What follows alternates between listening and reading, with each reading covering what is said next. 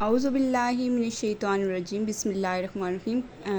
آج ہم جماعت داہم کی نظم نمبر 1 حمد کا جو شعر نمبر 4 کا جائزہ لیں گے۔ 4 سے ہم پوری نظم کو کمپلیٹ کریں گے۔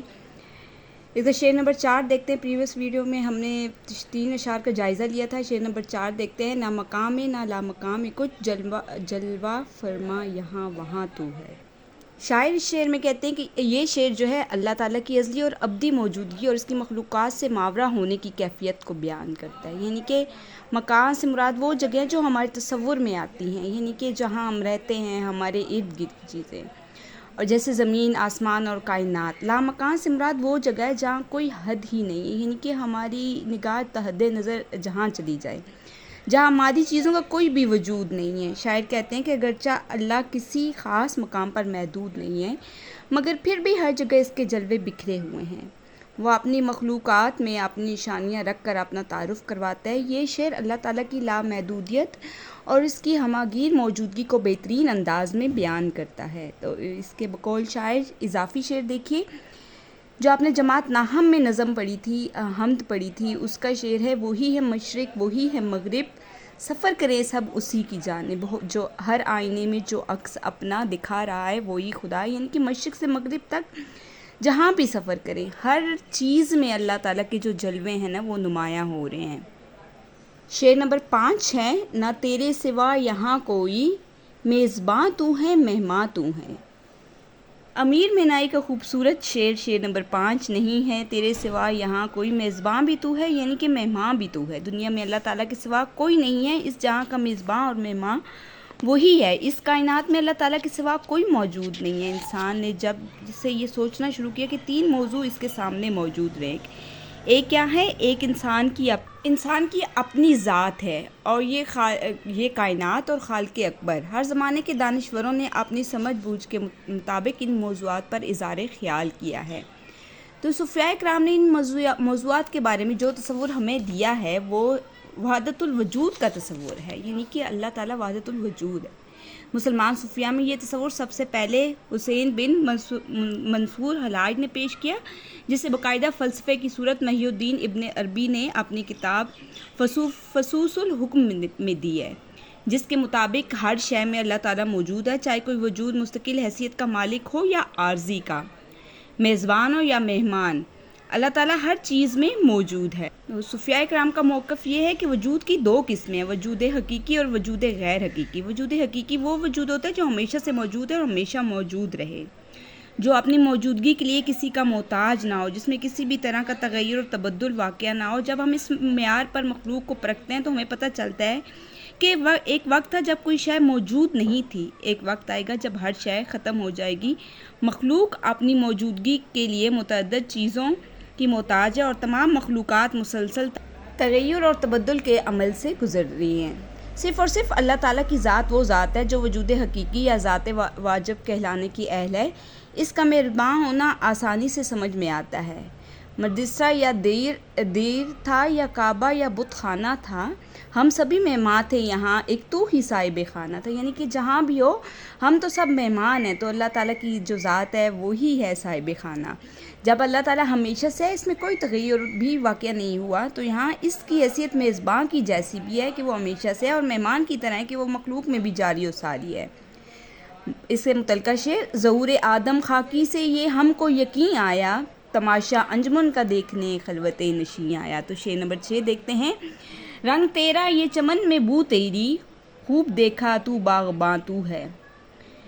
اس باغ میں پھولوں کی خوشبو اور رنگت میں تم ہی ہو، یعنی کہ رنگ بھی تیرا ہے چمن میں، چمن جس کو باغ کہتے ہیں، ہر طرف بو بھی تیری ہے، اس باغ کو پالنے والی کی ذات بھی تمہاری ہے۔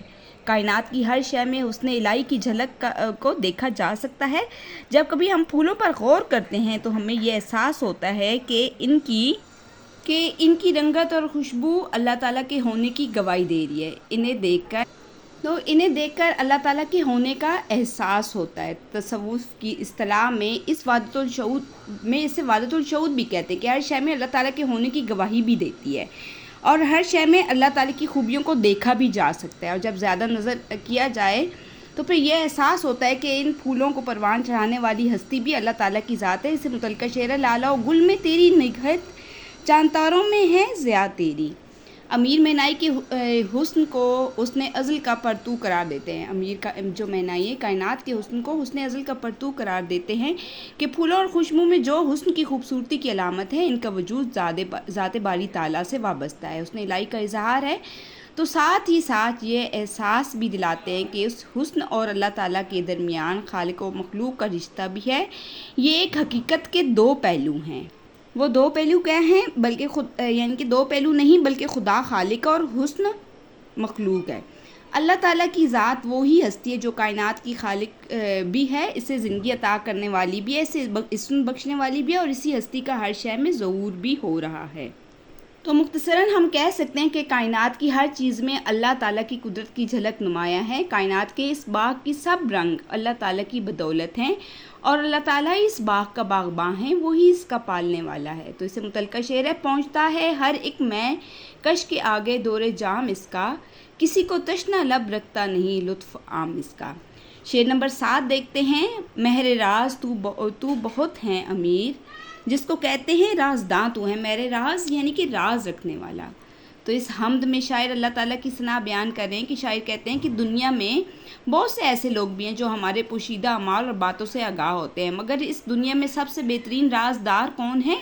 اللہ تعالیٰ ہے۔ یعنی کہ لوگ تو ہمارے رازوں کو افشا کر دیتے ہیں، فاش کر دیتے ہیں، لیکن اللہ تعالیٰ ہمارے رازوں کو رکھتا ہے، جس نے اپنے بندے کے ہر اچھے برے راز کو راز رکھا ہے۔ اس نظم کے آخری شعر میں شاعر اللہ تعالیٰ کے رازدار ہونے کی صفت کو بیان کرتا ہے۔ یعنی کہ شاعر کیا کہتے ہیں کہ اللہ تعالیٰ تو ہمارے عیبوں کو بھی جان کر ہمیں نوازتا ہے، ہم سے محبت کرتا ہے، وہ تو ہمیں بار بار پکارتا ہے، لیکن ہم مخلوق ایسی ہیں کہ گناہ کر کے بھی ہم لوگوں کو اس پر بھی شرمندگی نہیں ہوتی ہے۔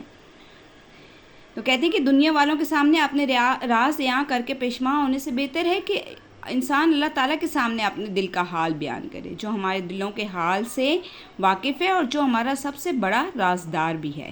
تو امیر مینائی نے شعر میں اللہ تعالیٰ کی صفت علیم و خبیر کو نہایت گہرے انداز میں بیان کیا ہے۔ وہ فرماتے ہیں کہ دنیا میں بہت سے لوگ ایسے ہیں جو خود کو محرم راز یعنی رازوں کے امین اور جاننے والے سمجھتے ہیں۔ کچھ لوگ تو خود کو دانا، سمجھدار اور عقل مند بھی سمجھتے ہیں، اور کچھ لوگ دوسروں کے بھید جاننے کا دعویٰ کرتے ہیں، مگر حقیقت میں ہر راز کا جاننے والا تو صرف اللہ تعالیٰ ہی ہے۔